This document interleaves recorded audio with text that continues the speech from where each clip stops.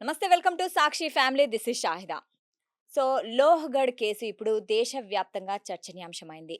సియా గోయల్ అనే మహిళ తనకు కాబోయే భర్త అయిన కేతన్ అగర్వాల్‌ని లోహగఢ్ కోట మీద నుంచి తోసేసిందన్న ఆరోపణలైతే ఉన్నాయి. అయితే ఈ కేసు విచారణలో భాగంగా పోలీసులు ఆమెను సీన్ రీకన్‌స్ట్రక్షన్ కోసం అక్కడికి తీసుకెళ్లారు. అయితే ఆ టైంలో సియా గోయల్ చేసిన ప్రవర్తన ఇప్పుడు తీవ్ర చర్చనీయాంశమైంది.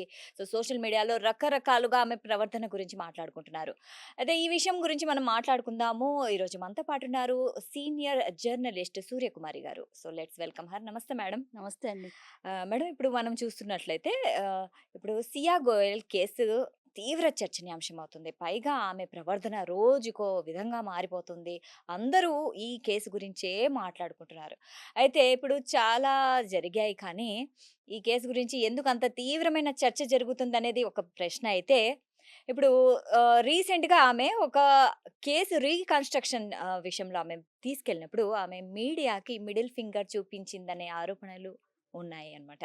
సో, దీన్ని మీరేమంటారు? Yeah! First of all thank you.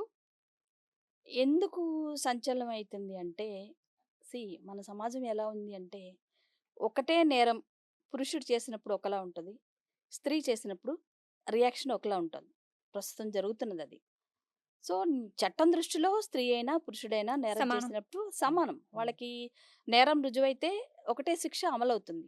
అది చట్ట ప్రకారం జరుగుతుంది. హ్మ్. ఇన్ ద మీన్ వైల్ ఇట్లాంటివి చాలా వస్తూ ఉంటాయి.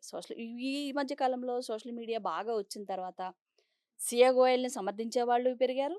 అట్లాగే గోయల్‌ని వ్యతిరేకించి ఆమెని ఆహ్, ఇప్పుడే ఒక నేరస్తురాలాగా చిత్రీకరించేస్తున్నటువంటి సందర్భాలు ఉన్నాయి. అయితే హ్మ్. మనం ముందుగా మాట్లాడుకోవాల్సిందేంటంటే, ఆమె ప్రస్తుతం ఒక నిందితురాలు మాత్రమే. ఆమె నేరస్తురాలుగా ఇంకా నిరూపించబడలేదు. రైట్. అది కోర్ట్ చూసుకుంటది ఆ పని. సో, ఇక మీరన్నట్టు ఒక మిడిల్ ఫింగర్ విషయానికొస్తే ఆమె ఆహ్, స్ కోర్ట్‌కి తీసుకెళ్తున్నప్పుడు అదొక గెస్చర్ ఇచ్చింది. నిజానికి అది మామూలుగా పైపైన మాట్లాడుకుంటే అది చాలా పొగరుబోతు ఒక అహంకారంతో కూడిన చర్యగా మనం అనుకోవచ్చు. యాహ్! కానీ అక్కడ ఏం జరిగింది అనేది నిజ నిర్ధారణ ఈ మీడియాకి తెలీదు. మీకు, మాకు కూడా తెలీదు. హుహు. అయితే ఇందులో ఇంకొక వెర్షన్ కూడా ఉంది. మీరు గమనించారో లేదో? ఇంకో కథనం ఏముంది అంటే ఆమెని ఈ కోర్ట్‌కి వస్తున్నటువంటి సందర్భంలో ఆమె వేలికి ఏదో చిన్న గాయమైందని అది చూపించడం వల్ల దాన్ని వీళ్ళు మీడియా వాళ్ళు తప్పుగా అర్థం చేసుకున్నారు అనేటువంటి ఒక విషయం కూడా ఉంది. అది కూడా అయ్యుండొచ్చు. హుహు. అయితే ఒక మిడిల్ ఫింగర్ చూపించాలంటే అవతల వ్యక్తి మీద మనకి చాలా కోపమన్నా ఉండాలి. తీరని ఆగ్రహమైనా అయ్యుండాలి. సో, అలా మీడియాకి చూపించిందని నేనైతే అనుకోను. ఆమె అట్లా చూపించింది. ఎందుకంటే మీడియా మీద ఇప్పటికంత ఆగ్రహం ఆమెకేమీ ఉండకపోవచ్చు. రైట్. తనొక ఫ్రస్ట్రేషన్ పీరియడ్‌లో ఉంది. ఒక సంక్షోభంలో జైల్‌లో ఉంది. ఏం హ్మ్. జరుగుతుంది? ఎలా ఉంటుంది? అనేది హ్మ్. ఆమెకసలు ఒక అయోమయ స్థితిలో ఉంది. ఓకే. అట్లాంటప్పుడు ఆమె చూపిస్తుందనైతే నేనైతే అనుకోను. అయితే ఇప్పుడు దేశవ్యాప్తంగా ఇప్పుడు మీడియా ఏమంటుందంటే, ఇంత సెన్సిటివ్ ఇష్యూ కదా! ఇది కేస్ కదా! సో, ఇప్పుడు బయట మీడియా ఖచ్చితంగా ఉంటుంది. మీడియా ఉందని ఆమెకు తెలుసు. అయితే మీడియా ఉంది కాబట్టి ఆమె కావాలని అలా చూపిచ్చింది. ఇది ఎంతైనా మీడియాకి అవమానకరం అనేసి చాలామంది సోషల్ మీడియాలో అండ్ మీడియా వాళ్ళు కూడా రకరకాలుగా రాస్తున్నారు. అంటే కొంచెం ఎక్కువే అయిపోయింది. సో, ఏమంటారు? మీరేమంటారు? మీడియా మీద ఒక ఆరోపణొచ్చింది అనుకున్నప్పుడు, మనం కొంచెం రివ్యూ చేసుకుందాం. హుహు. ఒక ఇష్యూ జరిగినప్పుడు, ఒక క్రైమ్ జరిగినప్పుడు దానంత ఎగ్జాగరేట్ చేసి చూపించాల్సిన అవసరం ఏమైనా ఉందా? అలా చూపించడం వల్ల నేరాల రేటు ఏమైనా తగ్గుతుందా? అంటే ఆమె అంటుంది గదా! సరే, మీరు ఏదన్నా రాసుకోండి, ఎట్లైనా పోండి అన్నట్లే కదా దానికి మీనింగ్. అంటే మీడియా మీద ఆమెకున్న ఒక అసంతృప్తి, ఒక అసహనం అయ్యుండొచ్చు కదా! హ్మ్. ఎందుకంటే ఒక క్రైమ్‌ని అంతలా ముందే చెప్పినట్టు ఆమె నేరస్తురాలు ఇంకా కాదు, హ్మ్. అవును. నిందితురాలు. నిర్ధారణ జరిగింది అవ్వలేదు. క్రైమ్. అలా అని మనమేమి సియా గోయల్‌ని సమర్థించడం లేదు. ఖచ్చితంగా ఆమె నేరం చేసిందని నిరూపితమైతే శిక్ష పడుతుంది. శిక్ష పడాలి కూడా. హ్మ్. కానీ ఈ లోపల మన ఊహాగానాలు ఇవన్నీ. అట్లా చేసింది, ఇట్లా చేసింది, అలా చేసేసింది, ఇట్లా తోసేసిందని మన ఊహాగానాలే తప్పితే, ఈవెన్ పోలీసులకు కూడా ఆ కోట దగ్గర ఎవరు తోశారు అనే దానికి ఒక సీసీటీవీ సాక్ష్యం లేదు. ప్రత్యక్ష సాక్షులు చెప్పింది లేదు. ఆమె డైరెక్ట్‌గా కన్ఫెస్ చేసింది లేదు. హ్మ్. సో, అలాంటప్పుడు ఇవన్నీ మన ఊహాగానాలు.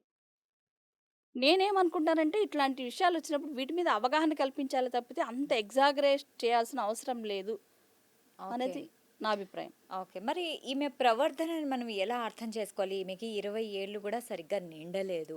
ఒక ఇప్పుడు మనం చూసుకుంటే జెన్‌జీ తరానికి చెందిన వ్యక్తి అయితే తను వాళ్ళ కుటుంబంలో చెప్పుండొచ్చు గదా! నాకు ఈ పెళ్లి ఇష్టం లేదు అని. సో, ఆ కుటుంబానికి చెప్పడం అంత ధైర్యం లేనప్పుడు చంపడానికొచ్చిందా అంత ధైర్యం? ఎగ్జాక్ట్‌లీ. ఇవి మనం ఆలోచించుకోవాల్సిన విషయాలు. జెన్‌జీ. జెన్‌జీ ఇప్పుడు ఎలా ఉన్నారంటే ఏదైనా షార్ట్‌కట్‌లో అయిపోవాలి. ఇవాళ చదివేసుకోవాలి, రేపు ఉద్యోగం వచ్చేయాలి. ఇవాళ అనుకుంటే రేపు మనం అనుకున్న పని జరిగిపోవాలి. అట్లాంటి ఒక స్పీడ్ యుగంలో ఇవాళ జెన్‌జీ ఉన్నారు. ఓకే. సో, ఆ క్రమంలో ఒక ఆవేశపూరితంగా చేసి ఉండుండొచ్చు. ఇంకొకటి కుటుంబానికి చెప్పొచ్చు కదా అని. జనరల్‌గా మన కుటుంబాలు ఏంటంటే పరువు కోసం ఎక్కువ ఆలోచిస్తారు.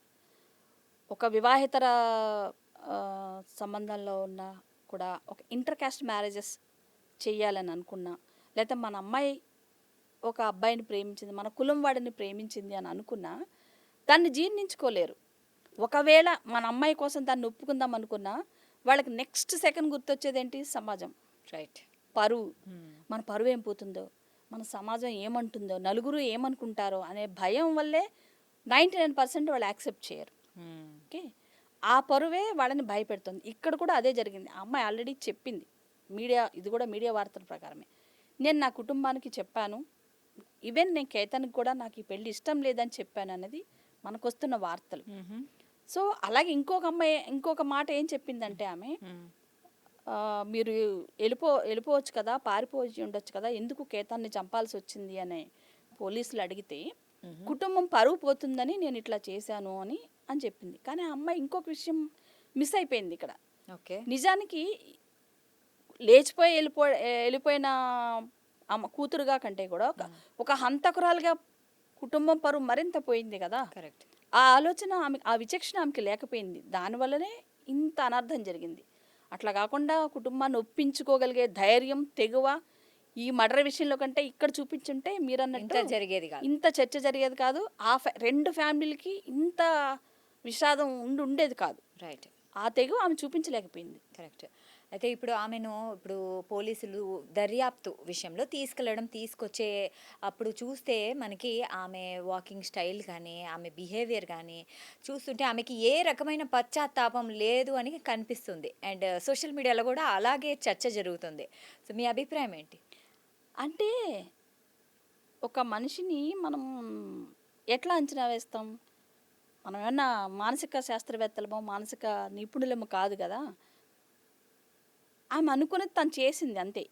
అదే ఆమెలో కనిపిస్తుంది. దాన్ని మనం పొగరుగానో లేతే ఇంకేదో తీసుకోవాల్సిన అవసరం లేదు. ఇంకొకటేంటంటే ఒక సియా గోయల్ కాదు. చాలామంది పురుషులు కూడా నేరం చేసిన తర్వాత మీసం మేలేస్తూ, లేతే నేరస్తుడిగా నిరూపితమై జైలు నుంచి బయటకొచ్చిన తర్వాత ఊరేగింపులు తీసుకుంటూ, స్వీట్లు పంచుకుంటూ ఇలాంటివన్నీ కూడా జరుగుతున్నాయి. హ్మ్. ఇవన్నీ సమాజంలో ఒక భాగంగా ఇదొక చెత్తలాగా జరుగుతోంది. అందులో భాగమే ఆమె గూడా.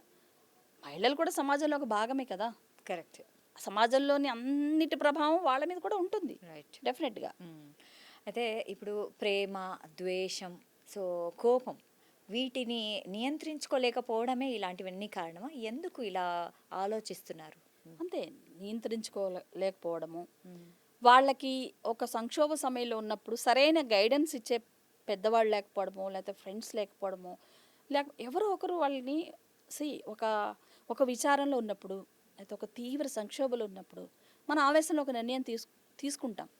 కానీ అదే సమయంలో మన పేరెంట్సో, మన ఫ్రెండ్సో, లేతే మన నియర్ అండ్ డియర్ హ్మ్. కూర్చోబెట్టి, అది కాదు ఇది పరిస్థితి. దీని పర్యవసానం ఇట్లా ఉంటుంది. హ్మ్. దీనివల్ల నీకు ఒరిగేదేముండదు. పైగా నష్టమే జరుగుతుంది. ఈ ఈ కాన్సిక్వెన్సెస్ నువ్వు ఫేస్ చేయాల్సొస్తుంది అని ఆమెకు చెప్పినప్పుడు ఆలోచించుకుంటారు ఖచ్చితంగా. కరెక్ట్. అలాంటి ఒక సపోర్ట్ సిస్టమ్ అనేది ఆమెకు లేదు. హుహు. ఏదర్ ఫ్యామిలీలోనూ లేదు, సొసైటీలోనూ లేదు. అందుకనే ఆమె అంత నేరానికి తెగబడిందని మనం అనుకోవచ్చు. రైట్. ఇంకా దాని తర్వాత నేరమైతే చేసేసింది. దాని తర్వాత ఎలాంటి కాన్సిక్వెన్సెస్ ఉంటాయని తను అస్సలు ఊహించుకోలేకపోయింది. అందుకే ఇంత పెద్దదైతే. అయితే ఇప్పుడు కుటుంబ సభ్యుల విషయానికొస్తే తల్లిదండ్రులు పిల్లల్లో ఎలాంటి భావాలు వాళ్ళు పెంపొందించాలి పెంచేటప్పుడే? ఒకటి వాళ్ళ కలల్ని సాకారం చేసుకునే దిశగా ప్రోత్సహించాలి. అట్ ది సేమ్ టైం సమాజ విలువల గురించి చెప్పాలి. అలాగే మీకేదైనా కష్టం వచ్చినా, నష్టం వచ్చినా మేమున్నాము. ఫస్ట్ నాతో చెప్పుకో, మేము నీకు అండగా నిలబడతాము. ఏ సమస్య అయినా అంత పెద్ద సమస్య వచ్చినా కూడా మనం కలిసి దాన్ని సాల్వ్ చేసుకుందాము అనే ఒక నమ్మకాన్ని పిల్లలకి ఇవ్వగలగాలి. చదువు ఇవ్వాలి, చదువుతో పాటు ఈ సంస్కారాన్ని కూడా మనం నేర్పాలి. తల్లిదండ్రులతో చెప్పుకోలేనప్పుడు తమకొచ్చిన చాలా ఆత్మహత్యలు పిల్లలవి అట్లానే కదా! ఇటు తల్లిదండ్రులతో చెప్పుకోలేక, అటు వేరే ఎవరితోనూ చెప్పుకోలేక, ఒక సపోర్ట్ సిస్టమ్ అనేది లేక, తమలో తాము కుమిలిపోయి ఆత్మహత్యలు చేసుకుంటున్న వాళ్ళు చాలామందున్నారు. సో, వీళ్ళందరి కోసం ఫస్ట్ కుటుంబంలోనే ఒక సపోర్ట్ సిస్టమ్ డెవలప్ కావాలి. రైట్. అదయినప్పుడు వాళ్ళు ఇట్లాంటి నిర్ణయాలకి రారు. ఓకే. ఇప్పుడు మీడియా గురించి మనం మాట్లాడుకుంటే ఎక్కడ చూసినా మన ఇండియాలోనే కాదు, ఇంకా మనకి అంతర్జాతీయంగా కూడా మీడియా ఇప్పుడు ఇలాంటి కేసులను ఎలా చూపించే విధానం ఎలా ఉండాలంటారు? ఎలా ఉండాలి అనంటే, ఇప్పుడు ఒక నేరం జరిగింది అనుకుందాం. దీన్ని ఫస్టే మనము ఒక ఇష్యూ, ఒక ఘటన జరిగినప్పుడు దాన్ని ఫస్టే మనం ఒక నేరంలాగా, ఒక నేరస్తుల్లాగా మనమే డిసైడ్ చేయొద్దు. పోర్ట్రే చేసేయకూడదు. ఆ పని చట్టం చేసుకుంటుంది, పోలీసులు చేసుకుంటారు, ఇతరత్ర వాళ్ళు చేసుకుంటారు. మనం ఉన్నది ఉన్నట్టు రిపోర్ట్ చేద్దాం. అట్ ది సేమ్ టైం మనం ఏం చేయాలంటే, మీరు ఎంత ప్లాన్డ్గా నేరం చేసినా, ఎంత ప్లాన్డ్గా మీరు ఒక హత్య చేసినా, లేకపోతే ఒక కుట్ర చేసినా మీరు దొరికిపోతారు. ఖచ్చితంగా మీరు చట్టం ముందు లొంగిపోక తప్పదు అనే విషయం వీళ్ళకి తెలియాలి. మేము ఏదో విధంగా తప్పించుకుంటాంలే, ఏదో పెద్దవాళ్ళు సో ఇలాంటి ఆలోచనే వాళ్ళకి ఊతమిస్తుంది. ఇంకొకటి, చట్టాల్లో లోపాల వల్ల ఉపయోగించుకొని చాలామంది నేరస్తులు బయట బాహాటంగా తిరుగుతున్నారు. అది కూడా వీళ్ళకి ఊతం. వాళ్ళు తిరగాలని నేను తిరగలేనా, రైట్. మేము కూడా చేయొచ్చు కదా, ఏమవుతుంది చూద్దాం, మహా అయితే 2 ఏళ్ళు జైల్లో ఉంటాము, తర్వాత మా నాన్న జైలు నుంచి బయట తీసుకొస్తాడు, బెయిల్ వస్తుంది, అనేసి ఇవన్నీ నిరూపితమయ్యే కాదు అనే ఒక ధీమా చాలా మందికి ఊతమిస్తుంది. రైట్. అయితే ఇద్దరు ప్రేమించుకుంటారు ఇష్టంగా. కొన్ని రోజుల తర్వాత వాళ్ళు ఏదో కాన్ఫ్లిక్ట్ అయ్యాక ఆ ప్రేమ ఇమ్మీడియట్లీ ద్వేషంలోకి మారిపోయి మళ్ళీ చంపుకునేంత స్థాయికి వస్తుంది. ఎందుకు ఈ హింసాత్మక ధోరణి పెరుగుతుంది? ఏంటి వాళ్ళ ఆలోచన విధానం ఏంటి? ఇవాళ వస్తున్న సాహిత్యం కానీ, సినిమాలు కానీ మనం ఏం నేర్పుతుంది పిల్లలకి? నా పిల్ల, అది నాదిరా బై అంటాడు ఒక hero. What does it mean? అది చూసినప్పుడు పిల్లలకి, టీనేజ్ యువకులకి బాగానే ఎస్ ఇది బాగుంది అని అనిపిస్తుంది. కానీ దాన్ని లోతుగా ఆలోచించినప్పుడు, ఒక మహిళని నా ఆస్తిగా భావించి అది పొరపాటున నాకు ఏదన్నా దక్కలేదు అనుకున్నప్పుడు వీడు ఒక పశువులాగా మారిపోతున్నాడు. అట్లాంటి సంస్కృతి మనకి నేర్పుతోంది సినిమాల్లో కూడా అదే చూపిస్తున్నారు. అదే కదా, నా మనిషి నాకు దక్కంది వేరే ఎవరికి దక్కకూడదు అనే ఒక భావజాలం వాళ్ళ పిల్లల్లో ఒక విషయాన్ని నింపేస్తున్నాం. పైగా హీరోనే చెప్తున్నాడు ఈ డైలాగ్. ఇంకొకటి, మళ్ళీ పుడతామేంట్రా అంటాడు ఇంకో హీరో. సో ఇట్లాంటివి చాలా భయంకరమైన ప్రభావం చూపిస్తుంది యువతలో. మనకు తెలియదు కానీ, అంటే అది మిగతా అంతా సినిమా అంతా వాళ్ళకి ఏమి నాటుకుపోయి ఉండకపోవచ్చు, కానీ ఈ డైలాగ్ మాత్రం బ్రెయిన్లో అట్లా ముద్ర పడిపోయి ఉంటాయి అనమాట. సో దాన్ని వాళ్ళ జీవితాలకు అన్వయం చేసుకుంటారు. ఓకే. సో అన్వయం చేసుకొని ఇంకా అది కానీ జరగకుంటే వాళ్ళ థింకింగ్ ఇంకా మారిపోతుంది. అంతే కదా, పశువులాగా మారిపోతాడు. సో ఏంటి ఇప్పుడు స్కూల్స్లో, కాలేజెస్లో ఎలాంటి జాగ్రత్తలు తీసుకోవాలి మళ్ళీ ఇలా పిల్లలు ఇలా మారిపోతున్నారు కదా అనేసి? ఎలాంటి జాగ్రత్తలు తీసుకోవాలంటే, మన సమాజంలో అన్నీ ఉంటాయి, మంచి చెడు అన్నీ ఉంటాయి. మనకు కావాల్సింది ఫస్ట్ మనం చదువుకోవాలి. చదువుకున్న వాళ్ళకి బాగా చదువుకున్నప్పుడు ఇట్లాంటి కాన్ఫ్లిక్ట్స్ అన్నీ అర్థమవుతాయి. మానవ విలువలు అంటే ఏంటి, స్త్రీ పురుష సంబంధాలు ఏంటి, సమాజంలో స్త్రీకి ఉన్న వాల్యూ ఏంటి, మనం స్త్రీని ఎలా చూడాలి, ఇట్లాంటివన్నీ వాళ్ళకి మనం నేర్పించగలగాలి. స్త్రీ పురుషులు ఇద్దరు సమానంగా ఉన్నప్పుడే సమాజం బాగుంటుంది అనే బేసిక్ అవగాహన పిల్లల్లో కల్పించాలి. అట్లా కాకుండా మనం ఏం నేర్పుతున్నాం చిన్నప్పటి నుంచి, అమ్మ నాయన వంటింట్లో వంట చేయాలి, నాన్న ముందు కూర్చుని వరండాలో కూర్చుని పేపర్ చదువుకుంటూ కాఫీ తే అని ఆర్డర్ చేయాలి. ఇదే కదా మనం చెప్తున్నాం. మగపిల్లాడే వాడేంటి నూతి, ఆ పళ్ళాలు నూతి అని చెప్తాం మనం. కరెక్ట్. సో అది ఆటోమేటిక్గా వాడిలోనూ ముద్ర పడిపోతుంది. సో నేను మగాడిని అనే ఫీలింగ్ అబ్బాయిలోనూ వస్తుంది. ఓహో నేను ఇంతే కాబోసు, నేను ఇట్లనే చెయ్యాలి కాబోసు అని అమ్మాయిలోనూ వస్తుంది. కానీ ఇప్పటి జనరేషన్ అట్లా లేరు.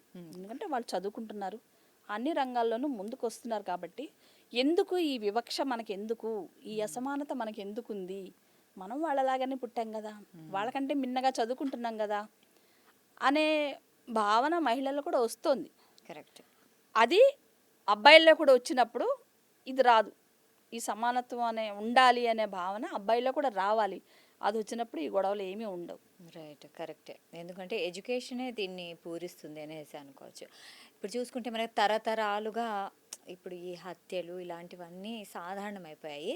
అయితే రాను రాను ఇప్పుడు ఈ మధ్య కాలంలో వుమెన్ ఎక్కువగా హత్యలు చేస్తున్నారు. చూసుకుంటే మనకి కేసులన్నీ ఒక్కొక్కటి చూసుకుంటూ ఉంటే దీని మీద చర్చ కూడా విపరీతంగా జరుగుతుంది.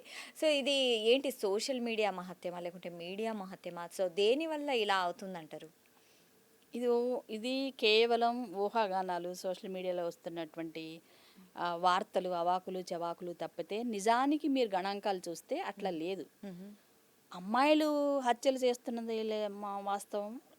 నేరస్తులుగా మారుతున్నది వాస్తవం. కానీ అంత మాత్రాన వీళ్ళే ఎగబడి చేస్తున్నారు అనేది మాత్రం అస్సలు నిజం కాదు. హ్మ్. చాలా జరుగుతున్నాయి సమాజంలో, చాలా జరుగుతున్నాయి. కొన్ని మాత్రమే బయటకు వస్తున్నాయి. దట్టు మహిళలు క్రిమినల్గా ఉన్న కేసులు ఎక్కువ ఎక్కువ వస్తున్నాయి. వస్తున్నాయి. దాన్ని ఎగ్జాగరేట్ ఎందుకంటే ఇది స్పెషల్గా కనిపిస్తుంది మీడియాకి.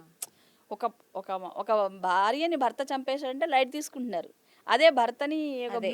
బ్లూ టబ్లో చంపేశాడంటేనో లేకపోతే ఇంకేదో చేసి చాలా చర్చ జరుగుతుంది దానికి. విపరీతమైన చర్చ జరుగుతుంది. ఇది కేవలం మనకు మనం సృష్టించుకున్న తప్పితే గణాంకాలు అయితే అట్లా చెప్పట్లేదు. అయితే ఇలాంటి ఘటనలు జరుగుతున్నాయి కదా! మరి సమాజం మీద ఎలాంటి ప్రభావం పడుతుందంటారు? ఖచ్చితంగా ప్రభావం ఉంటుంది. ఇప్పుడు మనలాంటి మనలాంటి వాళ్ళు ఎందుకు ఇట్లా జరుగుతుంది, మనకు అవమానం అయిపోతుందని కొంతమంది మహిళలు వాళ్ళకి వాళ్ళే చిన్నబుచ్చుకునే పరిస్థితి కూడా కనిపిస్తుంది ఇట్లాంటివి చూసినప్పుడు. రైట్. అవును. సో ఇట్లాంటివి ఒకటి మనం అర్థం చేసుకోవాల్సింది, సమాజంలో మనం కూడా ఒక భాగమే. మహిళలు కూడా నేరస్తులుగానే మారే పరిస్థితులు ఉన్నాయి. ఎందుకంటే ఇప్పుడు మనం జంజీ గురించి మాట్లాడుకుంటే వీడియో గేమ్లో ఏం చూపిస్తున్నారు? ఎక్కువ వీడియో గేమ్లు ఆడతారు. ఆ వీడియో గేమ్స్లో ఏం చూపిస్తున్నారు? చంపడం మార్గం. సినిమాల్లో ఏం చూపిస్తున్నారు? వాడిని చంపేయాలి. అదే వైలెన్స్ ఎక్కడ చూసినా వైలెన్సే మెయిన్ క్రైటీరియా అయిపోతున్నప్పుడు ఇట్లాంటివి సహజంగానే వస్తాయి. ఇది ప్రత్యేకంగా చూడాల్సిన అవసరం అయితే లేదు. కానీ దీని నివారణ కోసం మనం ఏం చేయాలి అనేది ఆలోచించాలి తప్పితే ఇదేదో అయిపోతుంది అని భయపడిపోతూ కూర్చుంటే అవ్వదు. సమాజం పుట్టినప్పటి నుంచి రాజుల కాలం నాటి నుంచి ఇవి ఉన్నాయి. ఈ కుట్రలు, మహిళల కుట్రలు ఉన్నాయి, మహిళలు హత్యలు చేసిన కథనాలు ఉన్నాయి, అన్నీ ఉన్నాయి. కాకపోతే వాటిని ఇప్పుడు ఎక్కువ ఎగ్జాగరేట్ చేసుకుంటున్నాం. సోషల్ మీడియా ప్రభావం వల్ల కానీ ఎక్కువ చూస్తున్నాం అంతే తప్పితే రాజుల కాలం నుంచి కూడా ఇవన్నీ ఉన్నాయి. అయితే సరే మీరు అంటున్నారు ఉన్నాయి అనేసి, కానీ ఇప్పుడు జెన్జీ గురించి కొన్ని సర్వేలు ఏమంటున్నాయంటే 90% ఆఫ్ ద జెన్జీ పెళ్లి చేసుకోవడానికి ఇష్టపడట్లేదంట. అసలు పెళ్ళి అంటేనే మాకొద్దు అంటే ఈవెన్ అమ్మాయిలు అబ్బాయిలు ఇద్దరు కూడా. సో ఇలాంటి ఘటనలు చూసి వాళ్ళు అలా అంటున్నారా? సో ఏమైంది జెన్జీకి? ఎందుకు వాళ్ళ మైండ్ మారిపోయింది? అసలు పెళ్ళే వద్దంటున్నారు. జెన్జీలో కొంత శాతం ఉన్నమాట అయితే వాస్తవం. ఎందుకంటే ఇట్లాంటి ఘటనలు చూసినప్పుడు పెళ్లి చేసుకుని ఎందుకురా బాబు ఇన్ని కష్టాలు పడ్డం, మనకు అవసరమా, హ్యాపీగా సోలో లైఫ్ సో బెటర్ అనే ఒకటైతే అదే ధోరణి అయితే ఉంది. అబ్బాయిల్లోనూ ఉంది, అమ్మాయిల్లో. రీజన్ అలా ఎందుకు అయిపోయింది అలాగ వాళ్ళకి? ఎందుకంటే ఇది ఇప్పుడు ఇండివిజువల్గా బతకడం నేర్చుకున్న తర్వాత ఒకళ్ళ పెత్తనం కింద, ఒకళ్ళ ఆధిపత్యం కింద నువ్వు చెప్పిందే నేను చెయ్యాలి అన్నట్టుగా బతకాలంటే బతకలేము కదా. ఒక స్వతంత్ర జీవితం అలవాటైన తర్వాత ఒక అండర్స్టాండింగ్తో బతకడం వేరు. కానీ అబ్బాయి అయినా అమ్మాయి అయినా భార్య చెప్పినట్టు భర్త వినాలి, లేకపోతే భర్త చెప్పినట్టే భార్య వినాలి అంటే ఇప్పుడు నడవదు. ఎవరికి వాళ్ళు స్వతంత్రంగా ఉండాలి. ఒకళ్ళ అభిప్రాయాల్ని, ఒకళ్ళ తప్పుల్ని ఇంకొకళ్ళు తెలుసుకొని గౌరవించుకొని సాగినప్పుడే సంసారం సరిగ్గా సాగుతుంది. సో ఈ సాగుతుంది, ఇలా అర్థం చేసుకుంటారనే నమ్మకం ఈ ఘటనల వల్ల ఇటు అబ్బాయిల్లోనూ కొరబడుతుంది, ఇటు అమ్మాయిల్లోనూ కొరబడుతుంది. సో అందుకే ఎందుకు వచ్చిన పితరాటకం రా బాబు, మనకి పెళ్ళి వద్దు, పెటాకులు వద్దు, హాయిగా మన జీవితాన్ని మనం బతుకుదాం, ఎంజాయ్ చేద్దాం, ప్రపంచాన్ని చుట్టొద్దాం అనుకుంటున్నారు తప్పితే సమాజాన్ని అర్థం చేసుకుందాం అనే ఓపిక, తీరిక ఇప్పుడు పిల్లలకి లేదు. అయితే మేడం ఇప్పుడు ఈ సియా కేసు కానీ, ఇంతకుముందు సోనం కేసు కానీ ఇవన్నీ చూశాక అబ్బాయిల్లో ఎక్కువగా పెళ్లి చేసుకోవద్దు అన్న ధోరణి, అంటే వాళ్ళకి ఆ ఆలోచన ధోరణి ఎక్కువైపోయింది. ఇంకా వద్దురా బాబు అసలు ఇదేం మర్డర్లు అనేసి భయపడుతున్నారు. మీరేమంటారు? నేను దీన్ని ఒప్పుకోను. సరే పెళ్లి చేసుకోవాలా, ఎప్పుడు చేసుకోవాలి, ఎలా చేసుకోవాలి అన్నది వాళ్ళ వ్యక్తిగత అభిప్రాయం, వ్యక్తిగత నిర్ణయం. అయితే ఈ మర్డర్ల వల్లే మేము పెళ్ళిళ్ళు చేసుకోము అనే వాళ్ళకి నాదొక ప్రశ్న. ఎన్ని యాసిడ్ అటాక్లు జరిగాయి అమ్మాయిల మీద? ఎంతమంది యాసిడ్ సర్వైవర్స్ ఇవాళ జీవోత్సవాల్లో బతుకుతున్నారు? రైట్. ఎంతమంది పసిపిల్లల మీద అత్యాచారాలు జరిగాయి? వాళ్ళకి ఎవరు సమాధానం చెప్తారు? ఎన్ని వరకట్న హత్యలు జరిగాయి? వాళ్ళకి ఎవరు సమాధానం చెప్తారు? మరి వీటి గురించి ఆలోచించినప్పుడు దాని గురించి కూడా ఆలోచించాలి. ఆ అవగాహన వాళ్ళలో రావాలి. మీ మనసుకి గాయమైంది, ఓకే, కానీ ఇన్ని గాయాలు ఉన్నాయి కదా మహిళలకు కూడా. వరకట్న హత్యల చట్టం ఎందుకు వచ్చింది? విపరీతమైన వరకట్న హత్యలు పెరుగుతున్నాయి కాబట్టి వరకట్న హత్య నిరోధక చట్టం వచ్చింది. 498 ఎందుకు వచ్చింది? గృహహింస విపరీతంగా పెరిగిపోవడం వల్ల దాన్ని నిరోధించడానికి 498 కేసులు చట్టం వచ్చింది. సో భవిష్యత్తులో కూడా ఇలాంటి వాటి నిరోధకంగా ఏమైనా చట్టాలు రావచ్చు. దానికోసం మనం పోరాడాలి తప్పితే ఒక నిస్సహాయమైన లేకపోతే నిరాశాజనక వాతావరణంలోకి మనం వెళ్ళిపోకూడదు. రైట్. కాసేపు ఇలాంటి విషయాలు జరిగినప్పుడు ఎవరికైనా బాధ అనిపిస్తుంది, ఎవరికైనా ఇంతటి విషాదాన్ని తట్టుకోవడం కష్టమే. సో సంయమనం అనేది అవసరం. సమాజాన్ని అర్థం చేసుకోవాలి, మనల్ని మనం అర్థం చేసుకోవాలి. ఇలా ఎందుకు జరుగుతోంది అని ప్రశ్నించినప్పుడు, ఆ ప్రశ్నకు సమాధానాన్ని వెతుక్కున్నప్పుడు ఇలాంటి నిరాశాపూరిత ఆలోచనలు రావు. రైట్. అయితే ఇప్పుడు సియా గోయల్ కేసు గురించి మనం చూసుకుంటే, ఆ అమ్మాయి ఆల్రెడీ వాళ్ళ కుటుంబ సభ్యులకి చెప్పింది అనేసి ఒక కథనం అయితే చెప్తుంది. అయితే నాకు ఈ అబ్బాయి అంటే ఇష్టం లేదు, ఆ అబ్బాయికి బట్టతల ఉంది, నత్తి ఉంది అనేసి ఆల్రెడీ తను కన్వే చేసిందట. అయినా కూడా వాళ్ళ పేరెంట్స్ ఒప్పుకోలేదు అనేసి ఒక స్టోరీ వినిపిస్తోంది. మీరేమంటారు? అంటే మనిషి అంటే బాహ్య సౌందర్యాన్ని చూసి ప్రేమించడం అనేది తప్పు. ఒకటి, మనం ఎవరి మానసిక బలహీనతని లేకపోతే శారీరక బలహీనతని మనం తప్పు పట్టలేం. వాళ్ళు కోరుకున్నది కాదు కదా. కొన్ని మానసిక బలహీనతలు అట్లా వస్తూ ఉంటాయి. అట్ ది సేమ్ టైం ఆమెకి తనకు నచ్చిన వాడిని ఎంచుకోవడంలో హక్కు ఉంటుంది, ఖచ్చితంగా ఆ రైట్ తనకు ఉంటుంది. ఆ విషయాన్ని కుటుంబ సభ్యులు పరిగణలోకి తీసుకోకపోవడం వల్లే ఇదంతా జరిగింది. వాళ్ళు పరువు కాదు, కుటుంబం ఎంత కాదు, మా అమ్మాయి ఇష్టాలు ముఖ్యం అని అనుకుని ఏమాత్రం ఆలోచించున్నా ఇవాళ ఇంత జరుగుండేది కాదు. అది కేతన్ అగర్వాల్ కుటుంబం అయి ఉండొచ్చు, సియా గోయల్ కుటుంబం అయినా అయి ఉండొచ్చు. ఓకే. కనీసం అమ్మాయి మాటలకి అయితే అమ్మాయి అభిప్రాయానికి విలువ ఇచ్చుంటే ఇవాళ ఇంత జరిగేది కాదు. ఓకే. అయితే ఇప్పుడు ఈ సియా గోయల్ కేసు గురించి మనం చూసుకుంటే, వాళ్ళ పేరెంట్స్, సియా గోయల్ పేరెంట్స్ ఏమన్నారంటే, పోలీసులతోనే అన్నారంటే, మరి మీడియాతో కూడా అన్నారో ఏమో, మా అమ్మాయి ఒకవేళ కోట మీద నుంచి తోసేసే ఉంటే, అది నిజమే అయితే మా అమ్మాయిని కూడా అంటే సియా గోయల్ని కూడా అక్కడ నుంచి తోసేయండి అన్నారట. సో అంటే అదొక మాబ్ హిస్టీరియా లాగా ఈ వార్త బాగా సంచలనం అయిపోయింది. అలాంటప్పుడు అంతకంటే వ్యతిరేకంగా వాళ్ళు మాట్లాడలేరు. అంతకంటే వ్యతిరేకంగా మాట్లాడినా వాళ్ళు బతకనివ్వరు కూడా అక్కడ. సో అవతల ఒక అబ్బాయి చనిపోయాడు, ఆ బాధ వాళ్ళకు కూడా ఉంది. అందుకే ఆ బాధలో వాళ్ళు అట్లా మాట్లాడి ఉండొచ్చు. కానీ అది న్యాయం కాదు. ఏం చేయాలి ఏంటి అనేది చట్టం తెలుస్తుంది. అయితే ఇంత పెద్ద చేసింది కదా తను, అంటే తప్పే చేసింది, తొందరపాటు చేసేసింది. దీని తర్వాత ఎలాంటి కాన్సిక్వెన్సెస్ ఉంటాయని ఆమె అస్సలు ఆలోచించలేదు. దీని తర్వాత రీసెంట్గా కేతన్ అగర్వాల్ వాళ్ళ తాతయ్య కూడా మరణించడం జరిగింది. సో ఇంత జరుగుతుందని ఆమె ఊహించి ఒక్కసారి ఉంటే ఎంత బాగుండు. అదే కదా, అవన్నీ ఆలోచించి ఉంటే జరిగి ఉండేది కాదు. తాతగారు చనిపోవడం కూడా ఫ్యామిలీలో మరికొంత విషాదం. ఎందుకంటే అతను చాలా ప్రేమించాడు ఆ అబ్బాయిని. అంత ఆప్తుడు, చేతికి అందొచ్చిన కొడుకు చనిపోవడం అంటే ఏ కుటుంబానికైనా అది తీరని విషాదమే. దట్టు ఒక 10 రోజుల్లో పెళ్లి జరుగుతుంది, ఎంతో సంతోషంగా ఉంటాం అనుకున్న టైంలో ఉన్నట్టుండి కనుమరుగైపోవడం, అది ఆ అమ్మాయి చేతిలో చనిపోయాడు అనేటువంటి ఆరోపణలు రావడం కూడా, అలాంటి వాటిని తట్టుకోవడం ఏ కుటుంబానికైనా కష్టమే. ఇప్పుడు వింటున్న మనకే ఇంత బాధగా అనిపిస్తుంది కదా. సో అనుభవిస్తున్న వాళ్ళకి ఇంకొంచెం బాధగానే ఉంటుంది. పైగా సియా గోయల్ 3వ వ్యక్తి ఫోన్ నుంచి చాట్ చేసిందంట. అంటే సీక్రెట్ కోడ్ లాంగ్వేజ్లో చాట్ చేసుకున్నారనేసి కూడా కథనాలు వినిపిస్తున్నాయి. ప్రేమికులు అన్న తర్వాత చాలా ఉంటాయి వాళ్ళ దగ్గర, సీక్రెట్ చాట్స్, సీక్రెట్ కోడ్స్ చాలా ఉంటాయి. బట్ ఇవన్నీ ఆరోపణలు మాత్రమే, ఏం జరిగింది అనేది మనకు తెలియదు. అంటే ఆ పరిస్థితి నుంచి బయటపడడానికి ఆమె చేయాల్సిన తప్పులన్నీ చేసింది. As per media reports or police officials. చేయాల్సిందంతా చేసింది. బట్ అయినా కూడా ఆమెకి ఏమీ ఫలితం దక్కలేదు. చివరికి ఈ స్టెప్ తీసుకుంది. రైట్. చంపడం అనేది చాలా అమానుషం. మనిషిని చంపే హక్కు ఎవరికీ లేదు. నీకు ఇష్టం లేకపోతే వదిలేసేయి. ఆయన ఆయన బతుకు ఆయన బతుకునేవాడు. ఈమె ఈమె లవర్తో ఈమె హ్యాపీగా ఉండుండేది. ఆ చంపడం అనే ఒక డ్రాస్టిక్ నిర్ణయం తీసుకోవడమే చాలా దారుణమైన విషయం. రైట్. అండ్ ఆల్సో లై డిటెక్టింగ్ కూడా ఆమెతో జరిగిందంట. అంటే లై డిటెక్షన్ కూడా వాళ్ళు చేశారట పోలీసులు. మళ్ళీ అందులో నేరం నిర్ధారణ అయితే ఈమెపై ఎలాంటి కేసులు నమోదవ్వచ్చు అండ్ ఎలాంటి శిక్ష పడొచ్చంటారు?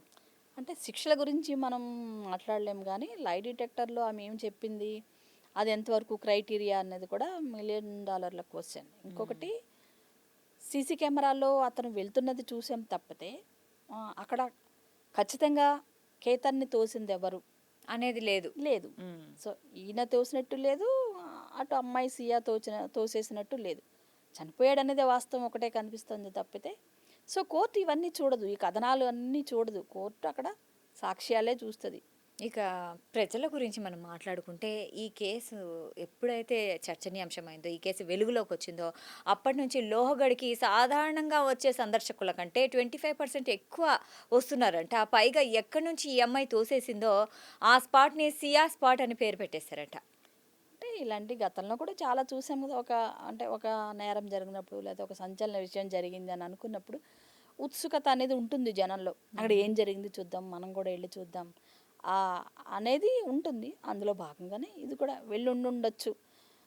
సియా స్పాట్ అని కూడా పెట్టి ఉండొచ్చు. చివరిగా ఈ కేసు నుంచి సమాజం నేర్చుకోవాల్సిన పాఠాలేంటి? పాఠాలు అంటే ఇప్పుడు పిల్లలకి, అది ఆడపిల్లైనా మగ బిడ్డ అయినా, పిల్లలకి తల్లిదండ్రులతో తమ మనసులో ఉన్న విషయాల్ని ఖచ్చితంగా నిష్కల్మషంగా చెప్పుకునే స్వేచ్ఛ పిల్లలకి ఇవ్వాలి. రైట్. అట్లాగే స్వేచ్ఛను దుర్వినియోగం చేయకుండా సన్మార్గంలో వెళ్ళేలాగా అటు తల్లిదండ్రులు కృషి చేయాలి, పాఠాలు చెప్పే టీచర్లు చేయాలి, వాళ్ళకి అందుబాటులో ఉండే సాహిత్యం కానీ సినిమాలన్నీ ఇవన్నీ కూడా జమిలిగా కృషి చేసినప్పుడే ఇట్లాంటి వాటన్నిటికీ తెరపడుతుంది. రైట్. అది లేనప్పుడు మనం ఎంత గుంజుకున్నా ఇవన్నీ మూల కారణం ఏంటి, దీనికి బేసిక్ రూట్ కాజ్ ఏంటి అనేది తెలుసుకుని దానికి చికిత్స చేయకుండా పై పూతలు ఎన్ని పూసినా సమాజంలో మార్పు రాదు. ఇట్లా కాసేపు ఏదైనా ఒక ఇష్యూ, ఇవాళ సియా గోయల్ జరిగింది, రేపు ఇంకొక అమ్మాయి, రేపు XYZ జరుగుతుంది, ఇట్లానే మాట్లాడుకుంటాం, ఇట్లానే స్టోరీలు చేసుకుంటాం తప్పితే వీటికి ఎండ్ ఎప్పుడు పడుతుంది అంటే సమాజంలో అవగాహన వచ్చినప్పుడు మాత్రమే పడుతుంది. ఆ వైపుగా మీరు నేను అందరం కృషి చేయాల్సిందే. అది జరిగినప్పుడు అందరం హ్యాపీగా ఉంటాం. నేరాలు ఘోరాలు ఏమీ ఉండవు. Right. Thank you so much Suryakumari గారు. Thank you so much. మీ వాల్యుబుల్ టైం ఇచ్చారు, మంచి విశ్లేషణ చేశారు అండ్ మా ప్రేక్షకులకు చాలా విషయాలు తెలియజేశారు.